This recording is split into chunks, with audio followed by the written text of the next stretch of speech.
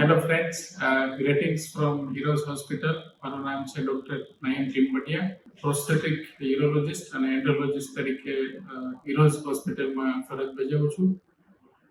આજનો ટોપિક છે painful sex, એટલે કે સેક્સ્યુઅલ ઇન્ટરકોર્સ કરતી વખતે પુરુષોમાં દુખાવો થવો. તો એના મુખ્યત્વે બે કારણો હોય છે.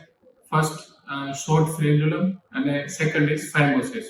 શોર્ટ ફ્રેન્યુલમ એટલે કે આપણી જે લિંગની ચામડી હોય અને આગળનું જે ટોપકું હોય એ બેને જોડાણ કરતી ચામડી અને બ્રિજ. જ્યારે આ બ્રિજ શોર્ટ હોય એટલે કે ચામડી નાની હોય તો જ્યારે નોર્મલ સેક્સ્યુઅલ ઇન્ટરકોર્સ કરતી વખતે એ ખેંચાય છે, ત્યાં પ્રેશર આવે છે, જેના કારણે દુખાવો થતો હોય છે. ઘણી વખત વધારે પડતો ખેંચાવાથી લોહી બી નીકળતું હોય છે, તો એને શોર્ટ ફ્રેન્યુલમ કહી શકાય.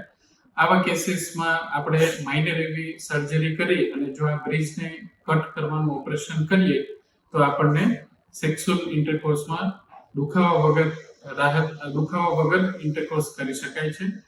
બીજું જે પ્રોબ્લેમ છે ફાઇમોસિસ, જેમાં આગળની જે લિંગની ચામડી હોય છે એ ઘણી નાની અને સાંકડી હોય છે, તો એને કારણે બી દુખાવો થતો હોય છે. એનું સોલ્યુશન આપણે સર્કમસિઝન દ્વારા કરી શકીએ.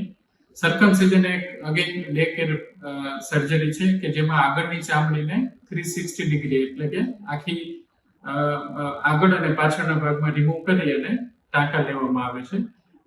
સર્કમસિઝન પછી મોટા ભાગે 4 થી 6 અઠવાડિયામાં નોર્મલ સેક્સ દુખાવા વગર કરી શકાય છે.